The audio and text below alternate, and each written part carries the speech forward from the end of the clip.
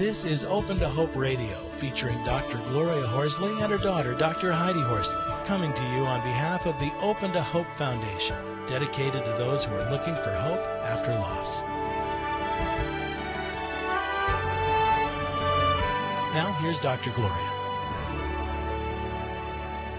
Welcome to the Open to Hope Show. I'm your host, Dr. Gloria Horsley, with my daughter and co-host, Dr. Heidi Horsley. Well, Heidi, we're going to talk today about spirituality, grief and loss, and get some ideas to help people in our audience who we know are suffering and maybe are having a crisis of faith. You want to introduce our guest today? Sure, I'd love to. Her name is Lisa Irish, and Lisa is no stranger to loss. At age 2, her mother was paralyzed in a car accident. At 11, her father died, and at 25, her mother died. She learned to look through the lens of loss, felt its power, and trusted its teaching. Today, Lisa serves as a chaplain and bereavement coordinator at Yale-New Haven Hospital. Welcome to the show, Lisa. Thank you, Heidi and Gloria. This is a real treat and honor for me. Oh, it's great to have you on our show today, and I know you're going to give our audience a lot of help. So let's just dive right into it. What do you think people need after an early loss? Well, as you know, in that time period, right after a loss, people really head into a kind of a place of confusion and a swirl of emotions. So the most important thing at that time is to find people who will hold them and love them and give them comfort while they're processing these very intense emotions. There's no clear answer or trick, right? It's more about navigating through the waters of the pain. When we do bereavement seminars, we encourage the grievers to feel comfortable to ask for someone to just listen, to not feel like they have to give any answers, because those who are supporting grievers feel like they have to say something, and there is nothing that you can say. But if you can be present and just listen and affirm the love between everybody, you're giving a great gift just by doing that. If someone's had a loss and a neighbor wants to be helpful, if the person is able to say, just walk with me while I go down the aisles in the grocery store. This is so hard for me when I see the cereal that he loved. All I need is somebody to be with me. I don't need any answers. And people seem to like hearing that kind of suggestion. Mm-hmm. I like that, because one of the most profound things that I found was when a friend of mine came to our house. We had gone out of town for the funeral to our hometown. When we got back, this friend of mine, Sally Broadbent, came over to her house the first night we were home and sat and read a book while we ate dinner. Oh, isn't that dear? It was so profound. Yeah, so maybe as we get older, we realize what a gift our being is. We keep thinking we have to have answers, but really it's just our presence that can be such a gift. Mm-hmm. So, you've had all this loss yourself in your life, and you've come around to be a chaplain. I just wanted to know, what have your losses taught you as a person? Well, a lot of people talk about it is the depth of one's love that leads to one's suffering and grief. And I guess there is something to that after you've had loss, if you're able to get your head above the water, you can look back and realize what love was present. And so for myself to look back after a number of years, the pain isn't as intense. I have the capacity to hold on to the love and the legacy of love that was offered through my childhood. I look at Lisa's background and I'm thinking, okay, here she is. At 2 years old, her mother becomes paralyzed. And then I imagine that her dad was taking care of her mother. And then at 11, lo and behold, your father dies. Right. First, leaving you, and your mother's still living. She dies when you're 25. So I'm thinking, with all this adversity you've had and all this loss, I am going to guess that it's you moving into situations that of loss and adversity with other people and being a support is something that you're very good at doing because you're no stranger to loss and adversity. So it's not a frightening place for you to be going into families and going into rooms where people have just had a loss. There's another adage. They say people teach what they need to learn. And certainly when you go into working in a certain field, you're learning too. So it'd be silly to say that I didn't receive something from my experience of helping others. I'm sure I've been supported and helped in the midst of it. But as I said earlier, I used to define myself by my loss, by my grief. But I'm happy to say I've come on the other side of it and sort of understand myself now on the healing side of things, which is a really nice place to be. Well, and I think that's important for people that are not as farther, less far down the road to watch you and see where you are now, because when people watch us, the three of us, and see that we're in a different space, they can kind of hold on to the hope that eventually they'll get there. They might not be there now, but eventually they'll get there. And, hope is such a beautiful word. We use words like hope and truth and love, and they're just part of our vocabulary, but hope is a substantial thing, and it's something to be nurtured, cared for.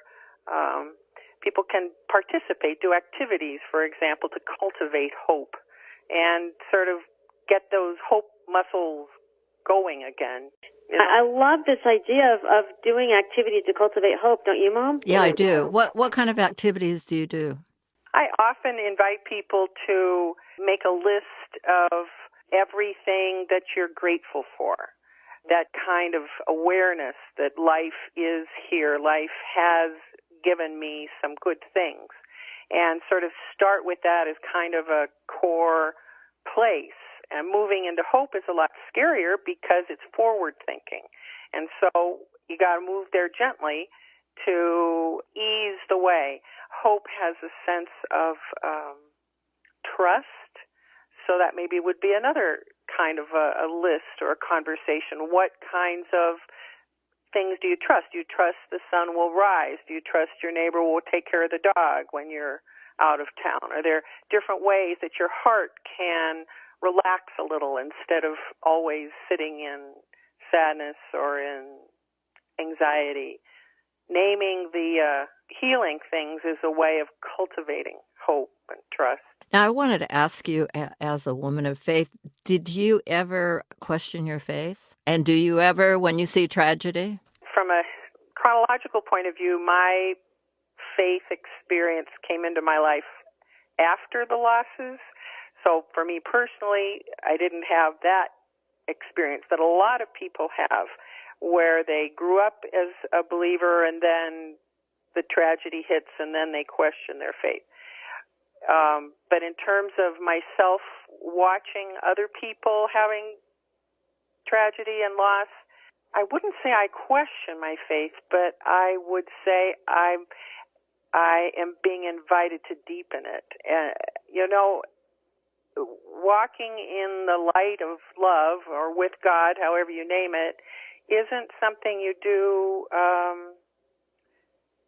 in a rote kind of way. It's not a set of 5 things you believe in and now everything works that way.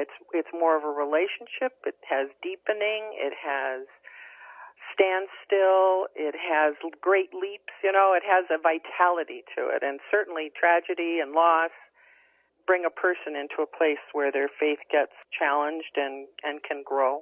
So it does so for me. Yeah, I think it's interesting that you came to your faith later, because I'm thinking with listeners, there could be a couple of scenarios. One is that you question your faith that you had, and then another scenario is I sometimes talk to people who feel like they haven't been true to their faith and now they're being punished by God, and then the other idea that if you didn't even have a faith background, you could come into it later. I mean, those are 3 interesting scenarios. Well, and some people feel guilty because they have faith, so they shouldn't be doubting God, and they can't be angry because God has everything under control, and here they've lost the love of their life. And of course, I try to explain that God is so much bigger than our human emotions, so being angry would be a natural and normal response to to a tragedy. What's your thought about people who have do have a faith? Have you seen any difference in faith-based people and those who didn't as far as tragedy has gone? I think people who have a faith tradition have another tool, have another resource that is so helpful. Oftentimes they're actually able to give over their need to know or their need to have this make sense, because a sudden death or even a long-term illness, it's very hard to have that make sense, because you're watching somebody suffering or you're suffering as you watch them. And somebody who has a sense of the mystery in their heart already is more predisposed to sort of let go and let God, you know that phrase? Mm-hmm. Oftentimes those who are struggling with their faith, or struggling with the reality of the divine, I should say, they have that to face in addition to the loss of their loved one. Mm-hmm. It's another step for them. I think one of the things that I find my role as a chaplain allows me to do is to sit with people when they ask those kinds of questions, but it's not part and parcel of what I do. Mm-hmm. I think the questions about faith and God often go hand in hand with loss, but it's not an answer. It doesn't fill the void. And oftentimes it's important just to be with people in the void, you know. Yeah, I like that, what you're saying, because we're asking some kind of heady questions, and the reality is we really don't care about those things. I mean, it's a gut response, maybe to be mad at God or whatever, but you're just trying to get through your day. Right. Well, and the other thing is, even if you have all the answers, at the end of the day, my brother Scott isn't physically here. And at the end of the day, that's really what I want. And if somebody wanted to really solve my problem, they would figure out how to go get him and bring him back. So that's the hard part. When we're sitting with people and bearing witness to their grief and supporting them, we can't give them what they so desperately want. We can just be with them in their journey.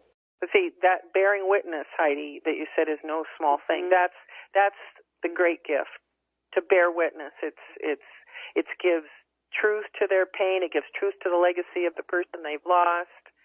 It's a beautiful thing. It's as much as we can do as human beings, really. I love that. Well, let's close on that note and give people your website, because it's such a fabulous website. This Little Light. Thank you so much for raising that. I write monthly glimmers. I do other ministry, such as spiritual direction retreats and weddings here in Connecticut. Wonderful. Well, thank you so much for being on the show, Lisa, and for everything you do. We want to remind you that we are here to bear witness for you, and that if you have lost hope, please lean on ours until you find your own. And God bless. You've been listening to Open to Hope Radio, hosted by Drs. Gloria and Heidi Horsley. Like today's edition, all of our past programs are available on demand at opentohope.com, along with helpful articles, videos, resources, and links to help get you through the toughest time of your life. You can also follow us on Facebook and Twitter and sign up for our monthly newsletter.